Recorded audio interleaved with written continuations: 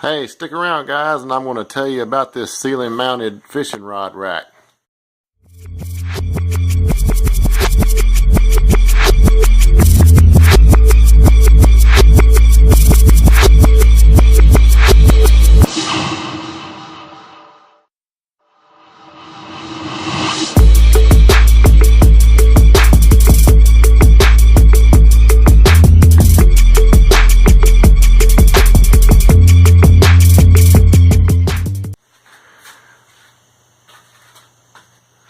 It holds 11 rods, and this one I've got mounted to my attic stairs in my garage, and it makes it real easy and convenient. You can pull it down and really get to the rods easily.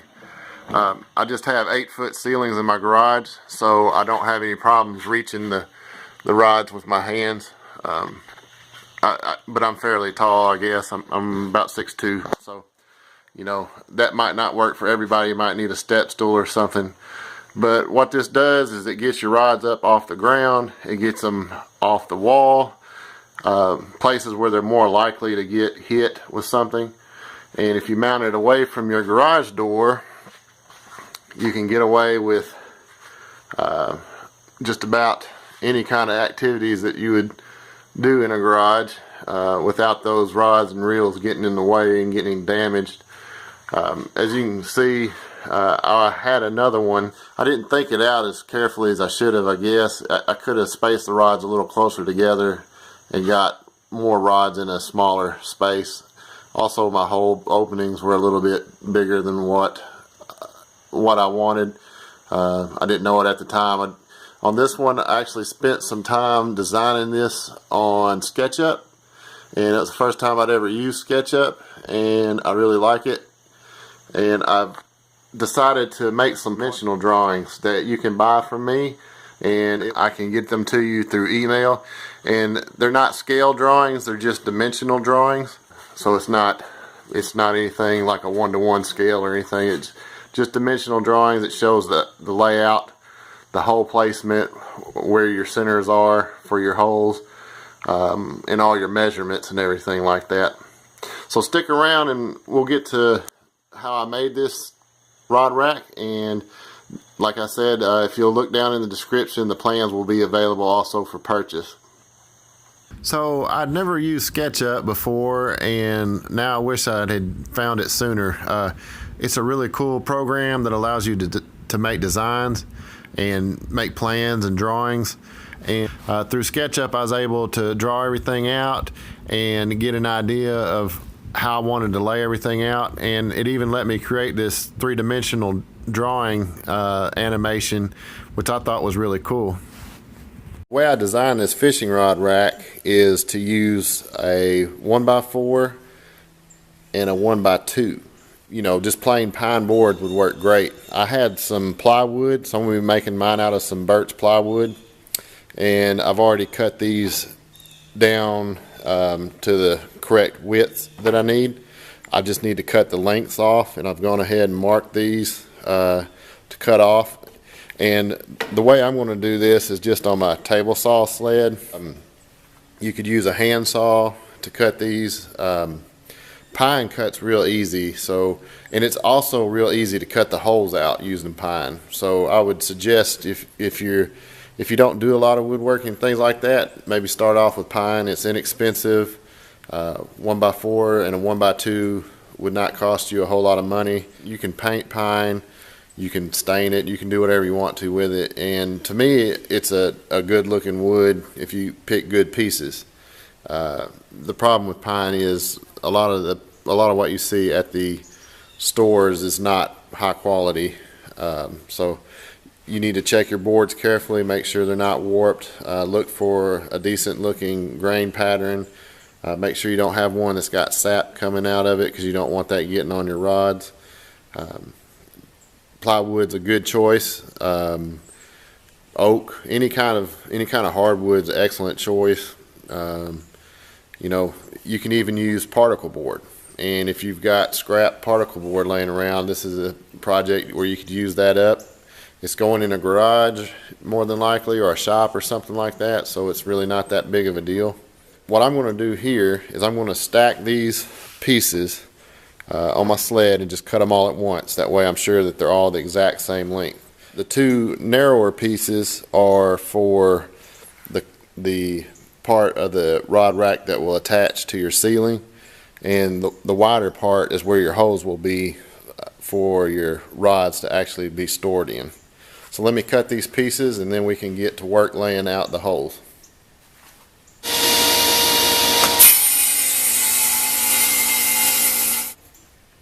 The really nice thing about using a sled like this to make these sorts of cuts, there's a groove that's cut out from the saw blade that lines up in relation to your miter slots. So you know, if you're using the same blade, you know exactly where the inside edge of that saw blade is going to come through on that sled.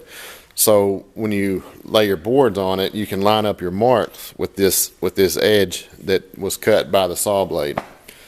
Okay, I've got my boards here and I'm ready to start laying out my holes for my rod supports.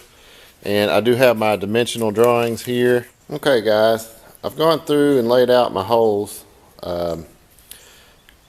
There's 11 holes on each side, and one little trick you can do is, instead of laying out all the holes on each board, you can stack these. If you've got a drill press especially, this is easy.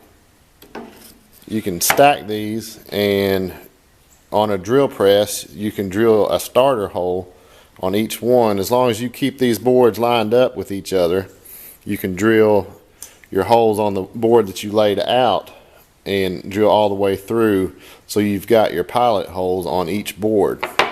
Now, because the way this will be laid out, you'll be alternating start with large on one and small on the other. So you'll have to drill your final holes separately, but you can drill your pilot holes all the way through, and then you've got your center holes for each of your holes for the rod supports. Now these lines are these center lines that I drew on the one where I laid out my holes. They're not exactly center of this board. The reason for that is because this board that will attach to the ceiling, you'll put screws in it into your ceiling, into the ceiling joists in your garage. If I centered these holes and their layout exactly center of this board, it wouldn't account for this thickness here where I'm going to be attaching this board. So in order to compensate for that, I did some calculations and figured out, where to put a center line to where it would actually be center of the actual area that you're left with after you take away this amount, this thickness, this 3/4 of an inch thickness here. Hope that makes sense. So anyway, I've got this board laid out, and I just drew a center line on the other board, and I'm going to line these up as best I can and clamp them together, and then I'm going to drill some pilot holes. Alright, I'm at my drill press now, and I have clamped together these boards, and I'm going to go ahead and start making some pilot holes in this, where I've laid out my marks to drill my holes for the rod supports. So I'm going to go ahead and get started on that. Now when I get to the ends, I'm going to have to move these clamps to get them out of the way so I can drill these end holes.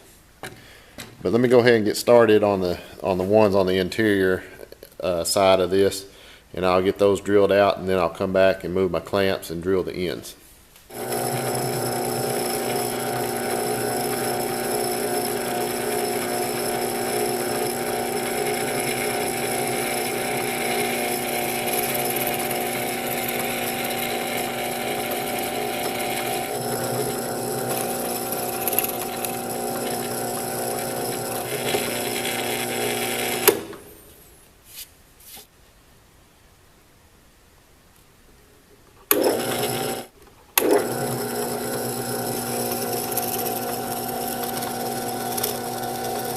Okay, so now I've got all my pilot holes laid out, and I'm ready to cut my larger diameter holes using these pilot holes as my guides for the pilot bit that's on this. This is called a beam cutter, and the reason it's called that is because the cutter blade is on a beam. You can loosen the Allen screws and the set screws and move this beam in and out however you want to set up your cutting. I'm going to have to change the way this bit is in here because right now it's set up to have the clean side of the hole be on the inside cut. So I'm going to have to flip this to turn this longer end to the outside so that when I drill my holes, the inside will be my waste material, which will have a little bit of a bevel on it. Which, you know, you can also, you don't have to use a beam cutter to cut these holes. You cut these holes, the larger diameter holes, with a hole saw also of the appropriate size. And another thing, and I've been able to cut fairly well with a hole saw by hand using a drill. You'll want to be really careful not to let it get to one side or the other too much, because then your holes will go through crooked. But you can do that. It's a little bit more dangerous, I think. You might want to have it clamped down to a work surface or something if you're doing that, because if it gets in a bind and your drill's strong enough, it could spin the whole board around on you. So you'll just want to use your best judgment on that sort of thing and try to set it up as safely as you can. Another way you could do it with these pilot holes already in here, if you had drawn with a compass your hole diameters for your large and small holes, and then went ahead and drilled your center point out, you could use a scroll saw. And again, you're just detaching the blade from one side of the scroll saw, running your board through it, and then reattaching that blade, and a scroll saw would cut that out. And you could also use a jigsaw, and a jigsaw would do a pretty good job. They leave kind of a rough cut, and that's okay. I mean, you can go back and clean it up with sandpaper if you want to. I did not mention this earlier either. You don't have to use a drill press to drill these holes. You could drill them with a hand drill. You'll want to make sure to use some sort of a guide block, in my opinion, to make sure that your holes are perfectly straight up and down through each of these. Drill press makes that a lot easier if you've got your drill press table set up the right way. Mine's flat to it's 90 degrees to the drill bit like it should be. So I know when I drill this hole, it's going to go straight through on the other side and on into the other piece of wood too. So again, by stacking these together, I was able to drill all my pilot holes at once. I won't have to worry about laying out holes on each board. I think that's a faster and an easier way to do it. A beam type cutter, hole saws, and a scroll saw and a jigsaw. So there's several different ways to get a hole in a board, and each of them has their pluses and minuses. This beam cutter, you got to be careful with it. It's off center, so it throws the drill press out of balance a little bit. You got to run it at slow speeds. Do whatever you think you feel comfortable with, and what you have the tools for. I don't think this project's too much for doing it all by hand. It'd be time consuming, but it'd certainly be possible. Now I'm going to go ahead and get set up on my beam cutter to make my, I believe I'll start with my large holes first. I don't believe I mentioned this earlier, but you need to make sure, if you do decide to use one of these beam cutters, that you have your workpiece clamped down carefully, and that your clamps will clear the bar on the cutter. As you can see, it's got a wide swing to it, and if that were to hit one of those clamps or something, that would not be good.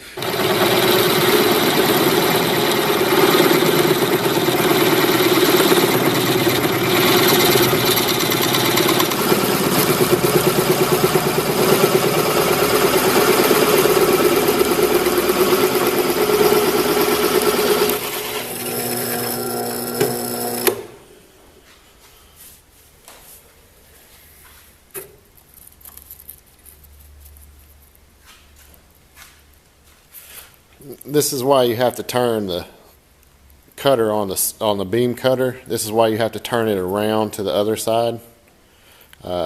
If you don't, this will be left on the board that you're keeping. So your clean hole is on the board, and your hole with the tapered end on it will come out on the waste material.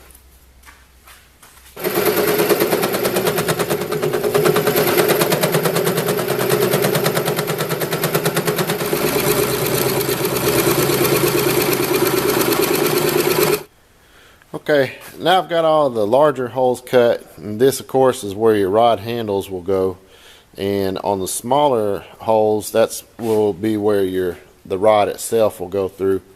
And for that I'm just going to use a Forstner bit to drill these smaller holes. It'll make a clean hole, and it's a lot easier than using a hole saw.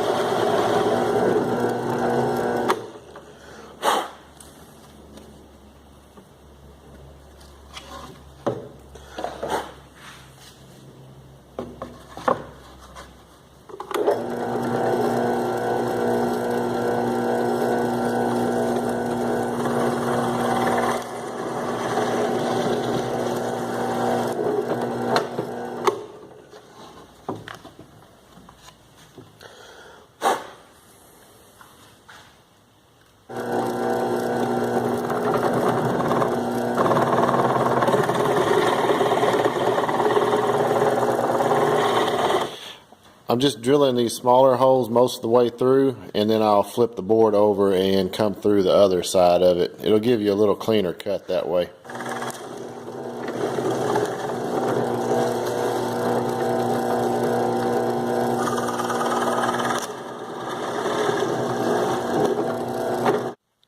Okay, now we've got all of our holes drilled. We're going to now need to make our access areas for our rod to slide up into these holes. And to do that, I'm going to lay out my marks. Okay, now I got my lines laid out where I want to make my cuts, and I just kind of wanted to show you off a couple of things here. You can see I had a little tear out here on this plywood. You don't really have to worry about this so much with solid wood. Like if you're using pine 1x4s, you know, this isn't going to be an issue, because even if you do have a little bit of a tear out, you can just sand it out because it's one solid piece. Plywood sections and thin layers, so if you get a little tear out, it's real obvious. So I was lucky I was able to lay out this hole here where this will be cut out, and in a way that you know, most of that will be gone. There'll be a little bit possibly visible down here, not much. So that's something you might want to think about when you lay these out after you drill all your holes, is you might take a look at each side and see, you know, if you've got some problem areas, and try to work those out, especially on these smaller holes. On the bigger holes I didn't have any trouble with them, but if I had, I could always use wood filler. You can paint them, you know, whatever you need to do to make them look decent. And then I've also drawn some squiggly lines on the tops of these, and that's just for me to remember that when I go to attach my pieces that will be mounted to the ceiling, when I go to attach those, I want to make sure to glue those up. Haven't decided yet if I want to use screws or glue. You could use screws, or you could use glue. You could use dowels, whatever you want to do to attach these onto your board. You know, most rod and reel combinations, anything that would fit in this holder isn't going to weigh all that much, even if you get a bunch of them together. So wood's pretty strong stuff. You probably won't have any problems with it. I've been using mine for a few years, my older one, and I have never had any issues with it at all. It's plenty strong enough, and it's just made out of pine. So pine is not a terribly strong wood, but it looks pretty good. And if you choose your boards carefully, you can come out real inexpensively making these holders, and you could always paint them or whatever you want to do later. You could also use, you can buy shelving that's made out of particle board, but it'll a lot of times have melamine on it, and you could always do something like that, you know, cut those down to size and use something along those lines. Or you can use pallet wood, whatever, you know, whatever your budget allows or what you want to spend on it. And I'm always in favor of reusing stuff too, so you know, that's something else to think about as well. So what I've decided to do is set up my table saw with my sled and go through and cut these using, you know, my mark here as a guide. I can start it out and then just keep passing back and forth to clear this out. Once I get the two sides cut, I'll go through and cut one side first and then cut the other, and then just make several passes to clean out the top. I went ahead and did that on this one, and it looks like it's going to work fine. I'll have to just come back and do a little sanding on it to smooth it out a little bit. And you can make these as smooth, or you can spend as much time sanding on them as you want to. They don't have to be perfect or anything. Just depends on what you're looking for. If you're trying to make a perfect one, then you'll spend more time sanding it out and things. But I think this will do the trick, and I'm going to go ahead and get started cutting these, and I'll just kind of maybe do a little video here and show you what that looks like.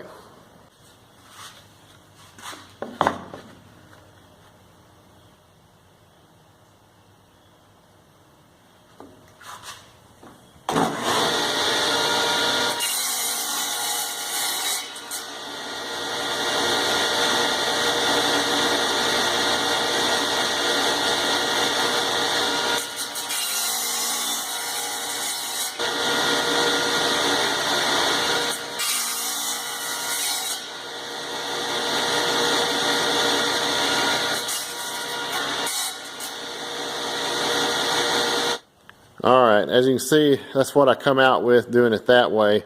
I'm still going to have to come in here and trim this out and sand this down some so that it's not so jagged looking, but that's going to do the trick. Alright, there they are. They still need some sanding and things like that, and I still have to glue the attachment boards to it, but once that's done, these will be ready to go and ready to hang on the ceiling in my garage. What I ended up doing was I ended up gluing the mounting sections of the rod racks to the rod holder sections. I just used plain wood glue and clamped it together while it dried, and then I went back and finished the project with some homemade Danish oil. I use 1 part boiled linseed oil, 1 part mineral spirits, and 1 part Helmsman spar urethane. That's all mixed together, and it makes a finish that dries quickly. It does have a little bit of an odor to it for several days until it's completely cured. It's dry to the touch relatively quickly, and wood really soaks it up real well. And gives it a little bit of protection, and it kind of makes the grain stand out somewhat. And I think it looks pretty nice. After everything was dried, I mounted it to my attic stairs just because I wanted to be able to pull it down and reach the rods a little easier if somebody shorter than me was trying to get to them, like my wife or my kids or something. And you know, you can mount these to the ceiling, and if you can't reach them on the ceiling, you can use a step stool or whatever you need to. You could even use a forked stick of some sort to help you get them down. But the rack turned out pretty nice, and it was a nice, easy install on the attic stairs. It was real easy to mount it to that, and I just used 2 screws to hold it up. So hopefully this gives you an idea of what goes into making one of these. And again, if you'd like to buy the dimensional drawings, I will have those available. You can just see the description below and find out how to order those. Thanks for watching, and tight lines.